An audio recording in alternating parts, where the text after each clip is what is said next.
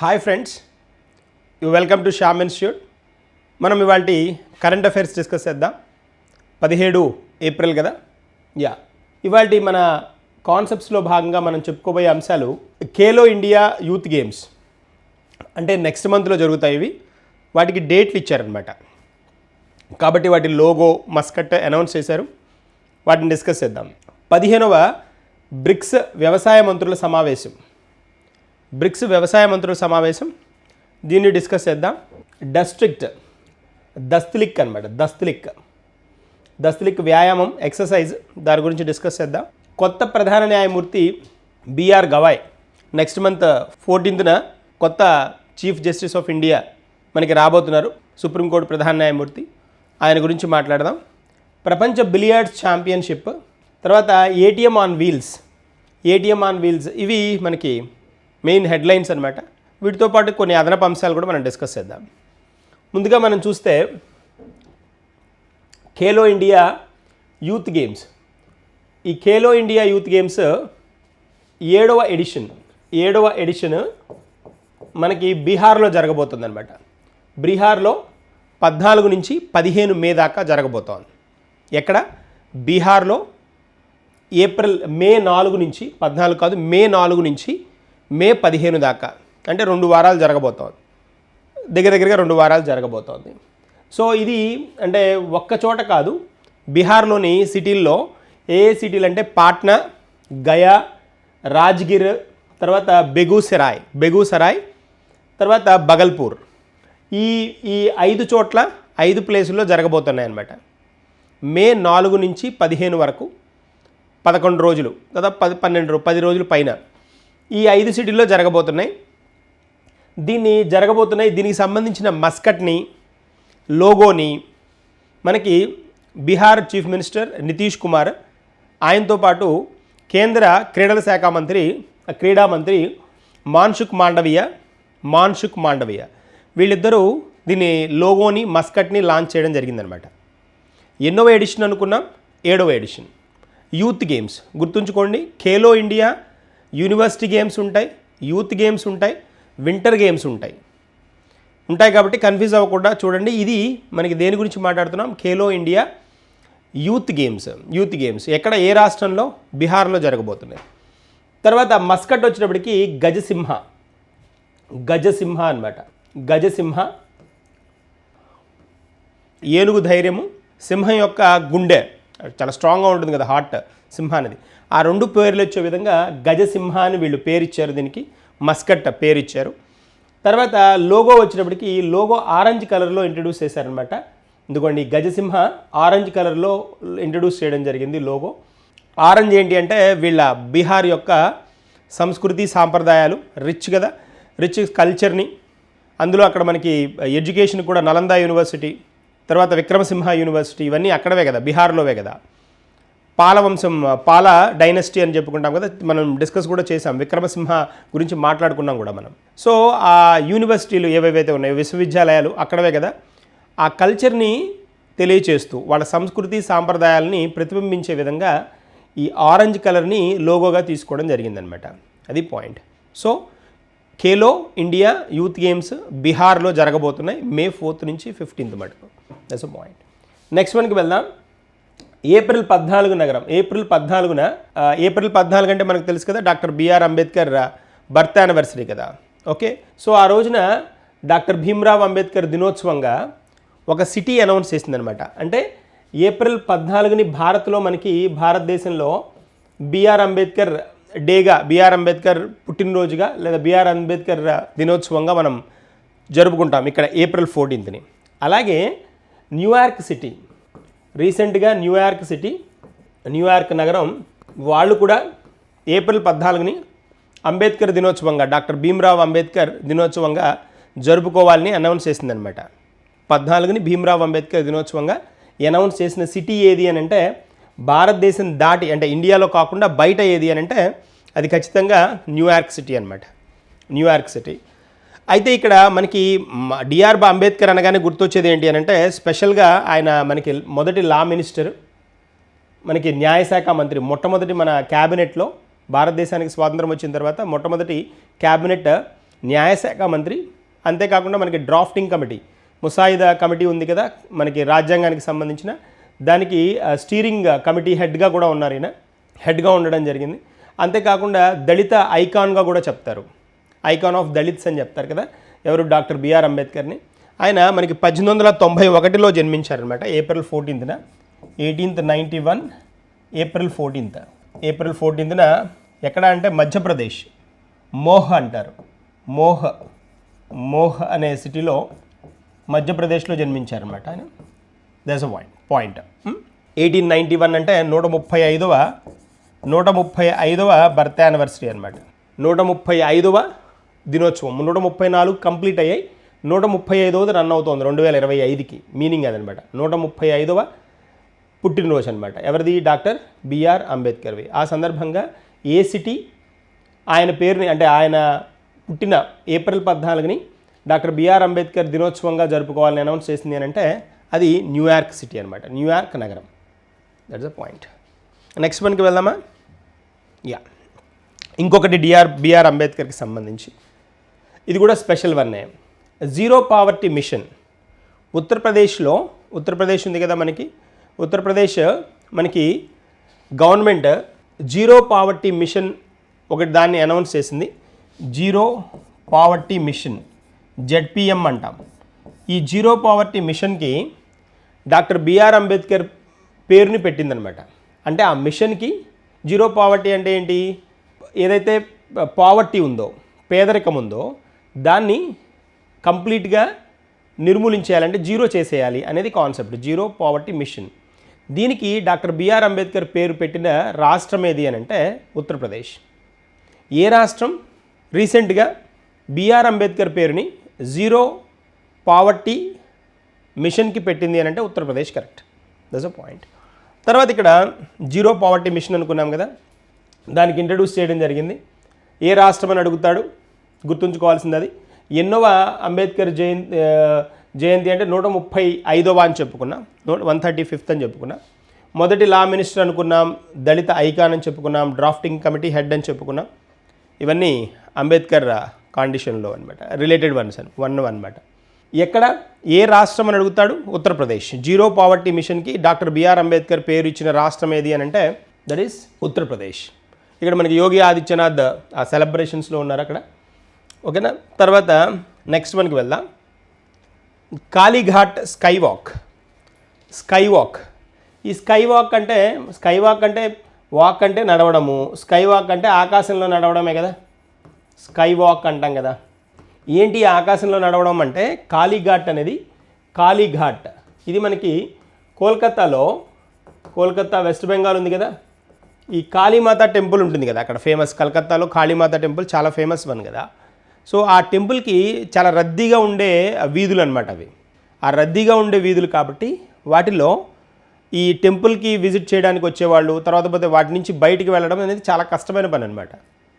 దానికోసమని మనకి West Bengal chief minister Mamata Banerjee ఆదేశంతో ఇక్కడ ఏం చేశారు అంటే కాళీఘాట్ స్కై వాక్ని ఇంట్రడ్యూస్ చేశారు. కాళీఘాట్ స్కై వాక్, దీని ద్వారా ఏంటంటే ఒక 440 మీటర్ల స్కై వాక్ని ఇంట్రడ్యూస్ చేశారు. దీని ద్వారా ఏంటి అని అంటే ఈ టెంపుల్ పక్కన ఉన్న వీధులు ఏవైతే ముఖ్యమైన వీధులు ఉన్నాయో వాటిని కలుపుతూ వెళ్ళిపోవడానికి, స్కై వాక్ చేయడానికి పాసిబిలిటీ ఉంటుందన్నమాట. కాళీఘాట్ స్కై వాక్ అంటాం దాన్ని, కాళీఘాట్. ఎందుకంటే కాళీ టెంపుల్ ఉన్న వీధి లైన్ కాబట్టి కాళీఘాట్ అంటున్నాం. అగ్రీడ్. సో ఎక్కడ, ఏ state? Calcutta, West Bengal. That's a point. Next వన్కి వెళ్దాం. దస్తలిక్ కదా, దస్తలిక్ ఇక్కడ టావత్ ఉంది, లావత్ కూడా ఉంది. దస్తలిక్ వ్యాయామం. ఇది ఏ దేశాల మధ్య జరుగుతుంది అని అంటే భారత్కి ఉజ్బెకిస్తాన్కి మధ్య జరుగుతుంది అనమాట. భారత్కి ఉజ్బెకిస్తాన్కి మధ్య జరిగే మిలిటరీ వ్యాయామం, ఆర్మీ ఎక్సర్సైజ్ అనమాట, మిలిటరీ వ్యాయామం. సో ఇది మనకి ఈ వ్యాయామం వార్తల్లో ఉంది. ఎక్కడ జరుగుతోంది అని అంటే ఎన్నో ఎడిషన్ అంటే 6th ఎడిషన్. ఇందాక 7th ఎడిషన్ ఒకటి చెప్పుకున్నాం, Khelo India youth games 7th edition. ఇది ఎన్నో ఎడిషన్? 6th edition. ఏది? దస్తలిక్ వ్యాయామం. సో ఇది భారత్ ఉజ్బెకిస్తాన్లో ఒక సంవత్సరం భారత్లో జరిగితే, అంటే ఎవ్రీ ఇయర్ జరుగుతుంది, ప్రతి సంవత్సరం జరుగుతుంది. ఒక సంవత్సరం భారతదేశంలో జరిగితే ఇంకొక సంవత్సరం ఉజ్బెకిస్తాన్లో. తర్వాత మళ్ళీ భారత్లో, తర్వాత ఉజ్బెకిస్తాన్లో, ఇలా ఆల్టర్నేటివ్గా జరుగుతుందన్నమాట. లాస్ట్ ఇయర్ 5వ ఎడిషన్ ఉజ్బెకిస్తాన్లో జరిగింది, తష్కంట్లో. కాబట్టి ఈ సంవత్సరం భారత్లో జరగాలి. భారత్లో మనకి పూణేలో జరుగుతుందన్నమాట. పూణే మహారాష్ట్రలో జరుగుతోంది. పూణే మహారాష్ట్ర. దస్తలిక్ ఏ దేశాలకు మధ్య? భారత్ ఉజ్బెకిస్తాన్కి మధ్య. ఎక్కడ జరుగుతుంది? పూణేలోని మహారాష్ట్రలో. పూణే మహారాష్ట్ర. సో మిలిటరీ వ్యాయామం అని చెప్పుకున్నాం. ఇది ప్రతి సంవత్సరం జరుగుతుంది, ఆల్టర్నేటివ్గా జరుగుతుంటుంది. ఒక సంవత్సరం భారత్లో జరిగితే ఒక సంవత్సరం ఉజ్బెకిస్తాన్, తర్వాత మళ్ళీ భారత్, తర్వాత ఉజ్బెకిస్తాన్, ఇలా జరుగుతుందన్నమాట. That is a point. Exercise, military exercise. Next మనకి వెళ్దాం. ఇక్కడ మనకి శివరాజ్ సింగ్ చౌహాన్ కనిపిస్తున్నాడు కదా. శివరాజ్ సింగ్ చౌహాన్ వ్యవసాయ శాఖ మంత్రి కదా, శివరాజ్ సింగ్ చౌహాన్. ఈయన 15వ బ్రిక్స్ వ్యవసాయ మంత్రుల సమావేశానికి అటెండ్ అవుతున్నారనమాట. ఇవాళ ఏప్రిల్ 17న ఈ రోజున జరుగుతున్న మనకి 15వ బ్రిక్స్ అగ్రికల్చర్ మినిస్టర్స్ మీటింగ్ అనమాట. వ్యవసాయ మంత్రుల సమావేశానికి, దాన్నే బ్రిక్స్ AMM అంటాం, BRICS agriculture ministers meeting. So దానికి మన వ్యవసాయ శాఖ మంత్రి శివరాజ్ సింగ్ చౌహాన్ అటెండ్ అవుతున్నారనమాట. ఏప్రిల్ 17. ఎక్కడ జరుగుతోంది ఇది అంటే బ్రెజిల్లో జరుగుతున్నది. బ్రెజిల్ క్యాపిటల్ సిటీ, రాజధాని ఏదైతే ఉందో బ్రసీలియాకి దీనికి అటెండ్ అవుతున్నారనమాట, దీనికి వెళ్తున్నారు. తర్వాత ఇక్కడ ఏప్రిల్ 17 అనుకున్నాం కదా. దీనిలో భాగంగా ఏంటి అని అంటే, దీనిలో వీళ్ళు డిస్కస్ చేస్తున్న అంశం ఏంటి అని అంటే, ముఖ్య అంశం ఏంటి అని అంటే, బ్రిక్స్ దేశాలు ఏవైతే ఉన్నాయో వీటి మధ్య సమ్మిళిత సుస్థిరాభివృద్ధికి సంబంధించిన వాణిజ్యం ఏదైతే ఉంటుందో, సమ్మిళిత సుస్థిరాభివృద్ధికి సంబంధించిన వ్యవసాయాన్ని కొనసాగిస్తూ, దానిలో కూడా ఏంటి అంటే నూతన విధానాలని పాటిస్తూ, కొత్త విధానాలు, వ్యవసాయంలో కొత్త విధానాలకి రూపకల్పన చేస్తూ, అంతేకాకుండా కొత్త పద్ధతులని వ్యవసాయంలో చేపట్టే విధంగా వీటి మధ్య సహకారం నడవాలి ఈ బ్రిక్స్ దేశాల మధ్య. బ్రిక్స్ దేశాలంటే Brazil, Russia, India, China, South Africa ఉన్నాయి కదా. ఈ దేశాల మధ్య ఆ సహకారం కొనసాగే విధంగా ఉండాలి అని ఈ సమావేశంలో చర్చించుకోబోతున్నారనమాట. సో దానికి అటెండ్ అయ్యారు మన అగ్రికల్చర్, మన కేంద్ర వ్యవసాయ శాఖ మంత్రి మన శివరాజ్ సింగ్ చౌహాన్ అనమాట. That's a point. ఎక్కడ జరుగుతోంది? బ్రెజిల్లో జరుగుతోంది. ఏప్రిల్ 17 అనమాట. ఇవాళ జరుగుతోంది అనమాట. ఓకేనా? ఇది క్లియరా? సమ్మిట్ పేరేంటి? BRICS AMM, Brazil, Russia, India, China, South Africa agriculture ministers meeting. That's a point. Next మనకి వెళ్దాం. నిధి కైస్టా ఈవిడ కొత్తగా న్యూగా అపాయింట్ అయిన మనకి లంబోర్గినీ ఇండియా హెడ్ అనమాట. ఏంటి లంబోర్గినీ అంటే, లంబోర్గినీ అనేది ఆటోమొబైల్స్ ఉంటాయి కదా, కార్లు, తర్వాత పోతే ఇలాంటి ఎలక్ట్రిక్ వెహికల్స్, ఇలాంటివి ఆటోమొబైల్స్ రంగంలో చాలా కాస్ట్లీయెస్ట్ కార్లు అనమాట. అవి బాగా లగ్జరీ కార్లు అంట, విలాసవంతమైన కార్లు అనమాట. వాటి company Lamborghini. What is the name of company? Lamborghini అనమాట. ఆ లంబోర్గినీకి భారతదేశ అధిపతిగా నిధి కైస్టాని అపాయింట్ చేయడం జరిగిందనమాట, నియమించడం జరిగిందనమాట. అందుకని ఈవిడ న్యూస్లో ఉన్నారు. కంపెనీ పేరు ఏంటి అంటే లంబోర్గినీ అంటే చాలా విలాసవంతమైన కార్లు అనమాట ఇవి. సో మోస్ట్ కాస్ట్లీయెస్ట్ ఆటోమొబైల్స్ అని చెప్తాం. దానికి ఇండియా ప్రతినిధిగా ఈవిడ్ని ఎంపిక చేయడం జరిగింది. పేరేంటి? నిధి కైస్టా.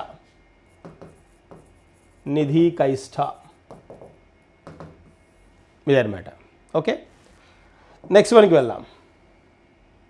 రూఫ్ టాప్ సౌరశక్తిని ప్రోత్సహించడానికి సోలార్ మిషన్. రూఫ్ టాప్ ఉంటుంది కదా, ఇదిగోండి ఇక్కడ మనకు కనిపిస్తుంది చూడండి. రూఫ్ టాప్ సౌరశక్తి, సోలార్ ఉంటుంది కదా, సోలార్ పవర్ ఉంటుంది కదా. ఇక్కడ రూఫ్ టాప్ అంటే ఇలా ఇంటి మీద ఈ ఫోటో వోల్టాయిక్ ప్లేట్స్ ఉంటాయి కదా, వీటిని అరేంజ్ చేస్తారనమాట.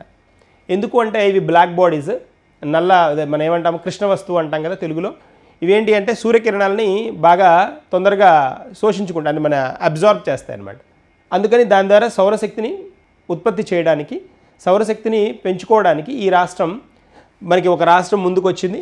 ఏది అని అంటే రూఫ్ టాప్ సౌరశక్తిని ప్రోత్సహించడానికి సోలార్ మిషన్ అనే కాన్సెప్ట్ మీద ఫోకస్ చేస్తున్న రాష్ట్రం ఏది అని అంటే, వార్తల్లో ఉన్న రాష్ట్రం నాగాలాండ్ అనమాట.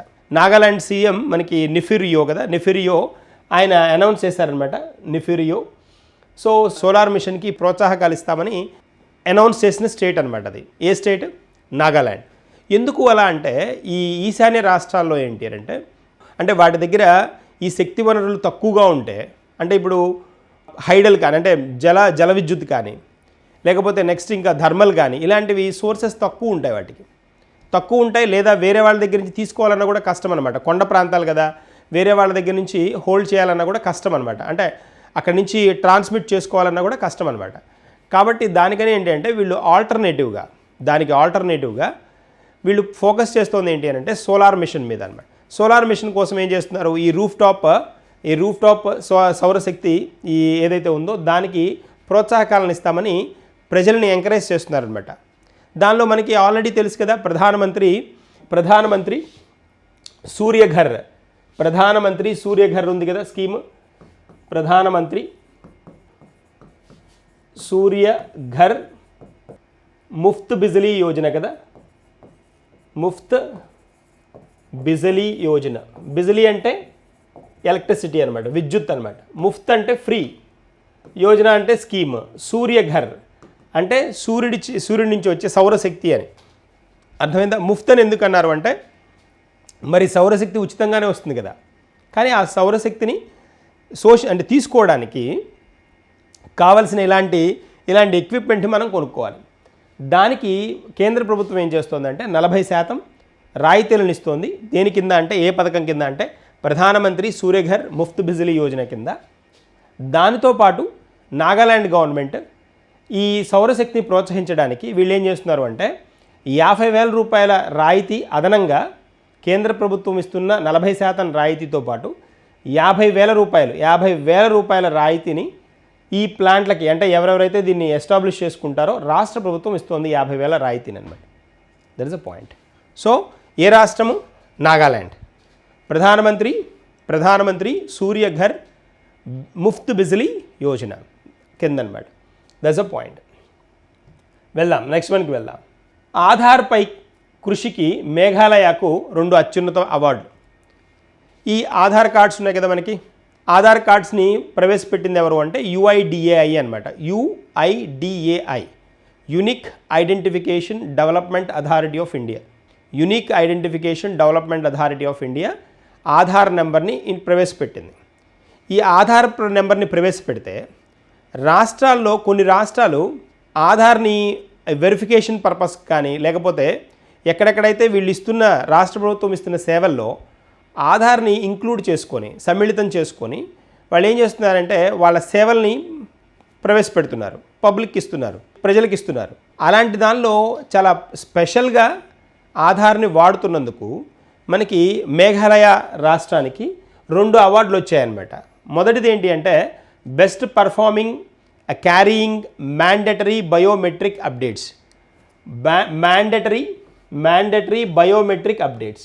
బయోమెట్రిక్ అప్డేట్స్ ఉంటాయి కదా. బయోమెట్రిక్ అప్డేట్స్ అంటే ఫింగర్ ప్రింట్స్ కానీ ఐరిష్ కానీ ఇలాంటి బయోమెట్రిక్ అప్డేట్స్ ఉంటాయి కదా, వీటిని తీసుకోవడంలో చాలా పర్ఫెక్ట్గా 100% ట్రాన్స్పరెంట్గా అంటే పారదర్శకంగా చేస్తున్న రాష్ట్రం కింద ఒక అవార్డు. రెండవ అవార్డు వచ్చినప్పటికీ verification of adult Aadhaar enrolment. అంటే adult Aadhaar enrolment, children Aadhaar enrolment, ఇలా అడల్ట్ ఎవరైతే ఉంటారో అంటే వయోవృద్ధులు ఎవరైతే ఉంటారో వాళ్ళకి ఖచ్చితంగా ఆధార్ ఎన్రోల్మెంట్ జరిగిందా లేదా అనేది చూడడంలో చాలా ముఖ్యమైన పాత్ర పోషించినందుకు మనకి మేఘాలయ రాష్ట్రానికి ఈ 2 అవార్డులు అనౌన్స్ చేయడం జరిగింది. ఎవరు అంటే UIDAI, unique identification development authority of India అనమాట. UIDAI మనకి CEO ప్రజెంట్ వచ్చినప్పటికీ భువనేష్ కుమార్ అనమాట. The present CEO of UIDAI is Bhuvanesh Kumar. Chairman వచ్చేటప్పటికి మనకి నీల్కాంత్ మిశ్రా అనమాట. That is a point. Next వన్కి వెళ్దాం. Surat emission trading scheme. ఈ రాష్ట్రాన్ని దీని గురించి అయితే అడుగుతాడు, ఈ సిటీ గురించి అడుగుతాడు, సూరత్ గురించి. Surat emission trading scheme emission trading scheme. Emission అంటే ఏంటి? ఎమిషన్ అంటే ఉద్గారాలు. ట్రేడింగ్ అంటే ఏంటి? వాణిజ్యం. వాణిజ్య పథకం. స్కీమ్ అంటే పథకం కదా, ఇదనమాట. ఉద్గారాల వాణిజ్య పథకం. ఉద్గారాల వాణిజ్యం ఏంటి అంటే ఏవేవైతే ఇక్కడ పరిశ్రమలు ఉంటాయో, పరిశ్రమలు జనరల్గా పరిశ్రమల నుంచి వచ్చే కాలుష్యం ఏదైతే ఉంటుందో ఆ కాలుష్యం నుంచి ఉద్గారాలు వస్తాయి. అదే కదా ఉద్గారాలు అంటే అవే కదా. ఉద్గారం అంటే ఎమిషన్ అనమాట. పరిశ్రమల నుంచి వచ్చే ఈ ఉద్గారాలు ఏవైతే ఉంటాయో అవి ఎక్కువగా చేసే ఉంటాయి పరిశ్రమలు ఉంటాయి, తక్కువ చేసే పరిశ్రమలు ఉంటాయి. ఆ ఎక్కువ తక్కువ ఏవైతే ఉంటుందో దీన్ని వాణిజ్యపరంగా అంటే వాణిజ్యం చేయడానికి, అంటే ఉద్గారాల వాణిజ్యం చేయడానికి ఎక్కువగా ఉన్న ఉద్గారాలు ఉన్నవి ఏం చేయాలి అని అంటే వాటిని తక్కువగా ఉన్న వాటికి బ్యాలెన్స్ చేయడానికి హోల్డ్ చేయడం, ఎక్కువగా ఉన్నవి ఎక్కువ ఫైన్స్ కట్టడం లేదా అదనపు అమౌంట్లు కట్టడం. ఈ ట్యాగ్ని తీసుకొచ్చిన ఏరియా ఏది అని అంటే ప్రాంతం ఏది అంటే సూరత్ అనమాట. ఆ సూరత్ ఎమిషన్ ట్రేడింగ్ స్కీమ్ అంటాం. Surat emission trading scheme. ఈ సూరత్ ఎక్కడిది? మనకి గుజరాత్లోదనమాట. వినూత్నంగా వీళ్ళు భారతదేశంలోనే మొదటిసారిగా ఈ ఈటీఎస్ని ఇంట్రడ్యూస్ చేశారు, ఎమిషన్ ట్రేడింగ్ స్కీమ్. సో దీనికి వచ్చేటప్పటికి national commodities and derivatives exchange ఈ మార్కెట్ కింద ఈ వాణిజ్య లావాదేవీలు జరుగుతాయన్నమాట. ఈ వాణిజ్య లావాదేవీలు, ఉద్గారాల వాణిజ్య లావాదేవీలు దేని నుంచి జరుగుతాయంటే ఎన్ఈఎంఎల్ నుంచి జరుగుతాయి. ఎన్ఈఎంఎల్. ఈ ఎన్ఈఎంఎల్ గుర్తుంచుకోండి, national commodities and derivatives exchange ఈ మార్కెట్ లిమిటెడ్. ఎక్స్చేంజ్ ఈ market limited. National commodities and derivatives exchange ఈ మార్కెట్ లిమిటెడ్. ఏ రాష్ట్రంలో ఈటీఎస్ ఇంట్రడ్యూస్ చేశారని అడుగుతారు? గుజరాత్. ఏ సిటీలో ఇంట్రడ్యూస్ చేశారని అడుగుతాడు? సూరత్. ఆ రెండు గుర్తుంచుకోండి, అవి major. So that is the point అనమాట. ఈ ఈటీఎస్ అనే కాన్సెప్ట్ని 2019లో ఇంట్రడ్యూస్ చేశారు. ఈ ప్రోగ్రామ్ ద్వారా ఏమైంది అని అంటే దాదాపుగా యావరేజ్న సంవత్సరానికి 20-30% కాలుష్యాన్ని వీళ్ళు తగ్గిస్తున్నారనమాట. 20-30% కాలుష్యాన్ని తగ్గిస్తున్నారు. అందుకని వార్తల్లో ఉందన్నమాట. ఏ రాష్ట్రం? గుజరాత్. ఓకేనా? That's a point. నెక్స్ట్ వన్కి వెళ్దాం. కొత్త ప్రధాన న్యాయమూర్తిగా బిఆర్ గవాయ్, భూషణ్ రామకృష్ణ గవాయ్ అనమాట. భూషణ్ రామకృష్ణ గవాయ్. ఈయన అంటే ఇప్పుడు ఇప్పుడు నియామకం జరగలేదు, నెక్స్ట్ మంత్లో జరుగుతుందన్నమాట నియామకం. మే 14న ఇతని నియామకం జరుగుతుందన్నమాట. ఇప్పుడున్నది ఎవరు? మనకి 51వ సుప్రీంకోర్టు ప్రధాన న్యాయమూర్తి మనకి సంజీవ్ ఖన్నా, సిజేఐ సంజీవ్ ఖన్నా కదా, ఈయన ఉన్నారు. ఈయన ప్లేస్లో ఈయనని అపాయింట్ చేయండి నెక్స్ట్ అని జనరల్గా ఏంటి అంటే ఎవరైతే present chief justice of India ఉన్నారో వాళ్ళు ఎవరిని నెక్స్ట్ అపాయింట్ చేయాలనేది చెప్తారు. అంటే వీళ్ళని చెయ్యండి అని జస్ట్ రెఫర్ చేస్తారనమాట. అది ప్రధానమంత్రి ఫైనలైజ్ చేస్తారు అపాయింట్మెంట్స్ కమిటీ తోటి. అదనమాట. ఎవరి పేరుని చెప్పారు అంటే జస్టిస్ బిఆర్ గవాయ్ పేరుని అనౌన్స్ చేయడం జరిగింది. నా తర్వాత ఆయన్ని అపాయింట్ చేయండి, ఎందుకంటే కొలీజియం ఆర్డర్లో కూడా ఆయన ఉన్నారు, సీనియారిటీ ప్రకారం కూడా ఆయనే ఉన్నారని చెప్పారు అని అనౌన్స్ చేయడం జరిగింది. సో ఈయన రాబోయే ఆయన జస్టిస్ బిఆర్ గవాయ్ 52వ సుప్రీంకోర్టు ప్రధాన న్యాయమూర్తి అవుతారు. ఎప్పుడు జాయిన్ అవుతారు అంటే సంజయ్ ఖన్నా మనకి మే 13న రిటైర్ అవుతారు. ఈయన ప్లేస్లో మే 14న ఆయన ప్రమాణ స్వీకారం చేస్తారు, అదే మనకి జాయిన్ అవుతారు. ఓకేనా? ఆయన నియామకం జరుగుతుందన్నమాట. స్పెషాలిటీ ఏంటి ఈయనది అంటే గవాయ్ స్పెషాలిటీ ఏంటి అంటే బిఆర్ గవాయ్ స్పెషాలిటీ 2019లో మే 24న సుప్రీంకోర్టులో న్యాయమూర్తిగా జాయిన్ అయ్యారు. ఈయన సుప్రీంకోర్టులో న్యాయమూర్తిగా 2019లో. తర్వాత ఇక్కడ ఉన్న వాళ్ళలో సీనియారిటీని బట్టి కదా, కొలీజియం సీనియారిటీని బట్టి కదా ఇస్తారు, కొలీజియం డిసైడ్ చేస్తుంది సీనియారిటీని బట్టి కదా. సో ఈయన స్పెషాలిటీ ఏంటి అంటే 2వ దళిత సుప్రీంకోర్టు ప్రధాన న్యాయమూర్తి. ఇప్పటి వరకు దళిత ప్రధాన న్యాయమూర్తిగా ఎంపికైంది ఒక్కరే, కేజీ బాలకృష్ణన్ ఒక్కరే ఉన్నారు. కేజీ బాలకృష్ణన్ మొదటి దళిత సుప్రీంకోర్టు ప్రధాన న్యాయమూర్తి. ఈయన కనుక అపాయింట్ అయితే ఈయన 2వ వాడు అవుతాడనమాట. 2వ దళిత సుప్రీంకోర్టు ప్రధాన న్యాయమూర్తిగా ఈయన అపాయింట్ అవ్వడం జరుగుతుందనమాట. బిఆర్ గవాయ్. ఓకేనా? గవాయ్. That's a point. అది స్పెషల్ థింగ్ అనమాట. సో 2వ దళిత సిజేఐగా టర్న్ అవుతాడు. మనకి కేజీ బాలకృష్ణన్ కనుక చూసామంటే 2007 నుంచి 2010 దాకా సుప్రీంకోర్టు ప్రధాన న్యాయమూర్తిగా ఉన్నారు. ఆయన మొదటి దళిత సుప్రీంకోర్టు ప్రధాన న్యాయమూర్తి. That's a point. నెక్స్ట్ వన్కి వెళ్దాం. ఇక్కడ చూడండి, ఏటీఎం ఇన్ ట్రైన్స్ అనమాట. ఏటీఎం ఆన్ వీల్స్ అంటే చక్రాల మీద కదా. ఏటీఎం ఏటీఎం మెషిన్స్ని చక్రాల మీదకి తీసుకురావడం. అంటే రైళ్లలో ఈ మనకి ఎనీ టైం మనీ ఉంది కదా, ఏటీఎం మెషిన్స్ని ఇంట్రడ్యూస్ చేయబోతున్నారు. దేనిలో? ట్రైన్స్లో. అందుకని ఏటీఎం ఆన్ వీల్స్ అన్నాం. వీల్స్ అంటే చక్రాలు, అంతే కదా. ఎందుకు అనంటే ఇది మనకి జనరల్గా మొబిలిటీ ఉన్న ఏటీఎం వ్యాన్స్ ఉన్నాయి. మొబిలిటీ అంటే ఏంటంటే ఒక వ్యాన్లో ఈ ఏటీఎం మెషిన్ పెట్టుకొని ఎక్కడైతే ఎక్కువ బాగా ట్రాన్సాక్షన్స్ చేయడానికి ఛాన్స్ ఉంటుందో అక్కడ పెట్టేస్తుంటారు. మీకు బీచెస్లో కూడా ఉంటాయి. తర్వాత ఎక్కువ మంది వాక్ చేసే చోట ఇలా ఒక వ్యాన్లో తీసుకొచ్చి అక్కడ స్టాప్ చేస్తారు. ఎవరు కావాల్సిన వాళ్ళు విత్డ్రా చేసుకుంటుంటారు డబ్బుల్ని. ఇది బాగానే ఉంది. కానీ ట్రైన్స్లో ఇంట్రడ్యూస్ చేయడం భారతదేశంలో ఇది మొదటిసారి. మరి ఏ ట్రైన్లో ఇంట్రడ్యూస్ చేశారు అని అంటే మొదటిగా ముంబై నుంచి మన్మాడ్ పంచవటి ఎక్స్ప్రెస్ అనమాట. ముంబై మన్మాడ్ పంచవటి ఎక్స్ప్రెస్లో దీన్ని ప్రవేశపెట్టడం జరిగిందనమాట. దీనిలో ఏంటి అని అంటే దీన్ని ప్రవేశపెట్టింది ఎవరు, ఏ బ్యాంక్ ఏటీఎం అది కూడా తెలియాలి కదా. ముంబై మన్మాడ్ పంచవటి ఎక్స్ప్రెస్లో దీన్ని ప్రవేశపెట్టారు. ఏ బ్యాంక్ అంటే బ్యాంక్ ఆఫ్ మహారాష్ట్ర ఈ ఏటీఎం సెంటర్ని ఇంట్రడ్యూస్ చేసిందనమాట. ఏటీఎం మెషిన్ని, సెంటర్ని కాదు, ఏటీఎం మెషిన్ని ప్రవేశపెట్టిందనమాట. సో దీంతో ఏమవుతుంది, ట్రాన్సాక్షన్స్ అవి చేసుకోవడానికి ఇప్పుడు మనం కొత్తగా వెళ్తున్నాం, కొత్తగా దిగగానే ఆటో వాడికి డబ్బులు ఇవ్వాలి, ట్రైన్ దిగగానే, అంతే కదా. నెక్స్ట్ యాక్టివిటీస్కి డబ్బులు కావాలి. ఏటీఎం ఎక్కడుందో వెతుక్కోవడం కంటే దిగే లోపే ట్రైన్లోనే మనం చూసేసుకొని అక్కడే విత్డ్రా చేసుకుంటే సరిపోతుంది కదా, ఆ ఉద్దేశంతో అనమాట. సో మనకి భారతదేశంలో మొట్టమొదటిసారి ఇది. అగ్రీడ్. ఏంటది? ఏటీఎం ఆన్ వీల్స్ అనమాట. నెక్స్ట్ మనకి వెళ్దాం. ప్రపంచ బిలియార్డ్స్ ఛాంపియన్షిప్. ఈ ప్రపంచ బిలియార్డ్ ఛాంపియన్షిప్ అనేది ఈ ప్రపంచ బిలియార్డ్ ఛాంపియన్షిప్ దీనికి ముందు మ్యాచ్ ప్లే ఛాంపియన్షిప్ అని ఒకటి ఉంటుంది. ఈ మ్యాచ్ ప్లే ఛాంపియన్షిప్ జరిగిన తర్వాత సేమ్ అదే సిటీలో ఈ ప్రపంచ బిలియార్డ్స్ ఛాంపియన్షిప్ జరుగుతుంది ఎవ్రీ ఇయర్. రెండు ఒకే చోట జరుగుతాయి. అది జరిగిన వెంటనే ఇది జరుగుతుంది అనమాట. రీసెంట్గానే ఇది ఫినిష్ అయింది మ్యాచ్ ప్లే ఛాంపియన్షిప్. దీనిలో పంకజ్ అద్వానీ ఉన్నారు కదా, ఈ పంకజ్ అద్వానీకి దీనిలో సిల్వర్ మెడల్ వచ్చిందనమాట, రజిత పథకం వచ్చిందనమాట, సిల్వర్ మెడల్. దేనిలో? మ్యాచ్ ప్లే ఛాంపియన్షిప్, ప్రపంచ బిలియార్డ్ ఛాంపియన్షిప్. రెండు బిలియార్డ్స్ ఆర్ స్నూకర్స్కి సంబంధించినవి అనమాట. ఐబిఎస్ఎఫ్ అంటారు, international billiards and snookers foundation ఒకటి ఉంటుంది. సో ఆ ఫెడరేషన్ ఉంటుంది, international billiards and snookers federation. మనకి అదిగోండి 1971లో ఎస్టాబ్లిష్ అయింది, స్థాపించారు దాన్ని. దోహాలో ఉంటుంది అనమాట, దోహా ఖతార్లో ఉంటుంది అది. ఐబిఎస్ఎఫ్ఏ కండక్ట్ చేస్తుంది ఈ రెండింటిని. మొదటిగా ఏం జరుగుతుందంటే మ్యాచ్ ప్లే ఛాంపియన్షిప్ జరుగుతుంది. దీని తర్వాత ఇమ్మీడియట్గా ప్రపంచ బిలియార్డ్స్ ఛాంపియన్షిప్ జరుగుతుంది ఎవ్రీ ఇయర్, అంతే. సో ఇప్పుడు ఇది ఎక్కడ జరిగింది అని అంటే ఇది మనకి కార్లో, ఐర్లాండ్లో జరిగింది. ఈ రెండు ఐర్లాండ్లో జరిగాయి. ఐర్లాండ్లో జరిగాయి మ్యాచ్ ప్లే ఛాంపియన్షిప్. దాని తర్వాత ప్రపంచ బిలియార్డ్స్ ఛాంపియన్షిప్ జరిగాయి. ఈ మ్యాచ్ ప్లే ఛాంపియన్షిప్లో పంకజ్ అద్వానీకి సిల్వర్ మెడల్ వచ్చింది.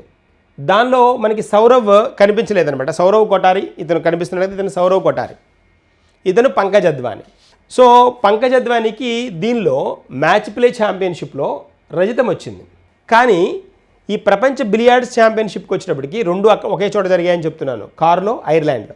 దీనిలో వచ్చేటప్పటికి ఇతనికి సర్ప్రైజ్ ఇచ్చాడు మన సౌరవ్ కొటారి ఇతను అనమాట. ఇక్కడ కనిపిస్తున్నాడు కదా సౌరవ్ కొటారి. ఈయన ఫైనల్కి వెళ్ళిపోవడం, ఫైనల్లో గెలవడం జరిగిందనమాట. దాదాపుగా 700 పాయింట్లు పైన రావడం, పంకజ్ అద్వానీకి 450 పాయింట్ల దగ్గర అక్కడే ఉండిపోవడం వల్ల దీని విజేత ఎవరు అంటే సౌరవ్ కొటారి అనమాట. పంకజ్ అద్వానీకి ఈ మ్యాచ్ ప్లే ఛాంపియన్షిప్లో చాలా రికార్డు ఉంది. 2016 నుంచి ఇతను గెలుస్తూనే వస్తున్నాడు దీనిలో. అలాంటిది ఈసారి అతనికి 2016లో రజతం వచ్చిందనమాట. 2025లో రజతం వచ్చింది, అదే సిల్వర్ వచ్చింది. ఫైనల్కి వచ్చినప్పటికి ప్రపంచ బిలియార్డ్స్ ఛాంపియన్షిప్ వచ్చినప్పటికి సౌరవ్ కొటారి గెలుచుకున్నారు. జాగ్రత్త, పంకజ్ అద్వానీ ఖచ్చితంగా ఆప్షన్లో ఇస్తాడు, కన్ఫ్యూజ్ చేస్తాడు. సౌరవ్ కొటారికి ఫైనల్కి విజేత అయింది ఎవరు అంటే సౌరవ్ కొటారి ఫైనల్ హోల్డ్ అయ్యారు. ఎక్కడ జరిగింది ఇది? కార్లో ఐర్లాండ్. మ్యాచ్ ప్లే ఛాంపియన్షిప్లో రజతం ఎవరికి వచ్చింది? పంకజ్ అద్వానీకి వచ్చింది. ప్రపంచ బిలియార్డ్ ఛాంపియన్షిప్ విజేత ఎవరు? Sourav Kothari. That's a point. అది అనమాట. నెక్స్ట్ వన్కి వెళ్దాం. నెక్స్ట్ వన్ చూడండి. 2028 క్రికెట్కు ఆతిథ్యం ఇవ్వనున్న పొమోనా నగరం. ఈ పొమోనా 2028లో మనకి అంటే 2028 ఎందుకు ఇంత స్పెషల్గా చెప్పుకుంటున్నాం, ఇప్పుడే ఎందుకు చెప్తున్నామంటే లాస్ ఏంజల్స్లో 2028లో మనకి ఒలింపిక్ గేమ్స్ జరగబోతున్నాయి. 2024లో ప్యారిస్లో జరిగాయి. 2028 మనకి ఎక్కడ అంటే లాస్ ఏంజల్స్ యూఎస్లో జరగబోతున్నాయి, అమెరికాలో. అదే టైంలో అదే లాస్ ఏంజల్స్లో అదే ఇయర్ 2028లో T20 మెన్స్, T20 పురుషుల మహిళల క్రికెట్ జరగబోతుంది అనమాట. అందుకని వార్తలో ఉంది మనకి. సో అది పాయింట్. ఎక్కడ జరుగుతోంది? పొమోనా నగరంలో. పొమోనా నగరం 2028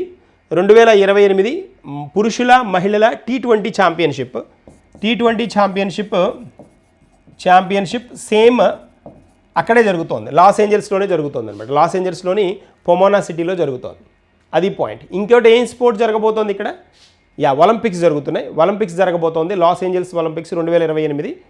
అదే ప్లేస్లో T20 మెన్స్ సింగిల్స్ 2 టోర్నమెంట్ ఛాంపియన్షిప్లు జరగబోతున్నాయి. ఏ సిటీలో? పొమోనా సిటీలో. ఐసీసీ చైర్మన్ ఉన్నారు చూడండి ఇక్కడ. ఐసీసీ ప్రజెంట్ చైర్మన్ మనకి అజయ్ షా, అమిత్ షా సన్ అనమాట. అమిత్ షా ఉన్నారు కదా మన హోమ్ మినిస్టర్ వాళ్ళ సన్ ఇతను. ఎవరు? అజయ్ షా. ఇతను చైర్మన్ అనమాట, ఐసీసీ చైర్మన్. ఇక్కడ మనకు కనిపిస్తుంది ఏంటి అంటే IOC president international Olympic committee president ఈయన థామస్ బచ్ అనమాట. థామస్ బచ్ ఎవరు అంటే ఐఓసీ జర్మనీ కదా, జర్మనీకి చెందిన వ్యక్తి అనమాట. President of international Olympic committee. ఇంకా మొన్న కొత్త పర్సన్ ఒకరు వచ్చారు కదా, కొత్త పర్సన్ ఒక ఆవిడ వచ్చారు, క్రిస్టీ కోవర్టీ అని వచ్చారు. క్రిస్టీ కోవర్టీ ఆవిడ ఏంటి అంటే జింబాబ్వేకి చెందిన మొదటి ఆఫ్రికన్ మహిళ ప్రెసిడెంట్ అవ్వబోతున్నారు ఇంటర్నేషనల్ ఒలింపిక్ కమిటీకి. ఎప్పుడు అంటే జూన్ 2025 తర్వాత ఆవిడ ప్రెసిడెంట్ అవుతారు. ఇప్పుడు ప్రజెంట్ జూన్ దాకా ఎవరు ప్రెసిడెంట్ అంటే థామస్ బచ్చే. ఓకేనా? సో ఆవిడెవరు కాబోతున్న ఐఓసీ అధ్యక్షురాలు కాబోతున్నది ఎవరు అంటే అధ్యక్షురాలు జూన్లో అవుతుంది ఆవిడ. ఇక్కడ రాద్దాం. అధ్యక్షురాలు ఎవరు అంటే క్రిస్టీ కోవర్టీ జింబాబ్వే ఆవిడ అనమాట. జింబాబ్వే. ఈయన థామస్ బచ్ ఏ country? Germany. Amit Shah ICC chairman Ajay Shah. కానీ రీసెంట్గా సౌరవ్ గంగూలీ అటెండ్ అయింది దేనికి చైర్మన్గా అపాయింట్ చేశారు అంటే ఐసీసీ సెలక్షన్ కమిటీకి, ఐసీసీ మెన్స్ సెలక్షన్ కమిటీకి సౌరవ్ గంగూలీని అపాయింట్ చేశారు. జాగ్రత్త. దానిలో సభ్యుడిగా వివిఎస్ లక్ష్మణ్ కూడా ఉన్నాడు. వివిఎస్ లక్ష్మణ్ సభ్యుడు కూడా అనమాట, సెలక్షన్ కమిటీ సభ్యుడు. సెలక్షన్ కమిటీ చైర్మన్ ఎవరు? సౌరవ్ గంగూలీ. ఓకేనా? That's a point. వెళ్దాం, నెక్స్ట్ వన్కి వెళ్దాం. ఎస్, ఇవాళ ఒక స్పెషల్ డే మనకి, హిమోఫిలియా డే అనమాట. కనిపిస్తుంది కదా, ప్రపంచ హిమోఫిలియా డే ఏప్రిల్ 17న అబ్జర్వ్ చేస్తాం. హిమోఫిలియా దానిలోనే కనిపిస్తుంది కదా, ఇక్కడ బ్లడ్ డ్రాప్ కనిపిస్తోంది. హిమోఫిలియా అంటే హిమోగ్లోబిన్, అంటే రక్తహీనతకి సంబంధించింది అనమాట, రక్తానికి సంబంధించిన కండిషన్ అనమాట, పాయింట్ అనమాట అది. సో మనకి జనరల్గా ఈ ఎరుపు రంగు దుస్తులను ధరిస్తారు ఈ హిమోఫిలియా డేని రిప్రజెంట్ చేయడానికి. జనరల్గా మహిళల్లో వచ్చే ఈ సంబంధమైన ఇబ్బందులు ఏవైతే ఉంటాయో వాటిని అవగాహన కలిగించే ఉద్దేశంతో వీళ్ళు ఈ రెడ్ కలర్ని టర్న్ చేస్తారనమాట. దీనికి ఏంటి అని అంటే ఎరుపు రంగు దుస్తులను ధరించాలని ఎన్బిడిఎఫ్ ఉంది కదా, నేషనల్ బ్లీడింగ్ డిజాస్టర్స్ ఫౌండేషన్ అని ఒకటి ఉంది. నేషనల్ బ్లీడింగ్ డిజాస్టర్స్ ఫౌండేషన్ ఇది ఎర్ర దుస్తులు ధరించాలి అని అనౌన్స్ చేస్తున్నమాట ఈ డే రిప్రజెంటేషన్ కోసం. ఈ కనిపించే మద్దతు ప్రదర్శన ఏంటి అంటే రక్తస్రావానికి సంబంధించిన రుగ్మతలు ఏవైతే ఉంటాయో వాటి గురించిన అవగాహన కోసం ఈ విధంగా ఎరుపు రంగు దుస్తులను ధరించాలి అని చెప్తూ ఉంటుంది. ఎనీవేస్, హిమోఫిలియా డేని ఎప్పుడు అబ్జర్వ్ చేస్తాం? ఏప్రిల్ 17th, ప్రపంచ హిమోఫిలియా దినోత్సవము ఏప్రిల్ 17. 2025కి సంబంధించి దీనికి ఇతివృత్తం ఏంటి అని అంటే 2025 ఇతివృత్తం access for all women and girls bleed to. Access for all women and girls bleed to అనేది ఏంటి అంటే బ్లీడ్ టు అనేది ఈ పర్టికులర్ 2025 హిమోఫిలియా డే యొక్క ఇతివృత్తం అనమాట. That is a point. So ఇవి మనకి ఇవాళ కరెంట్ అఫైర్స్. రేపటి సెషన్లో కలుద్దాం, మరికొన్ని కరెంట్ అఫైర్స్ డిస్కస్ చేద్దాం. Thank you and all the best.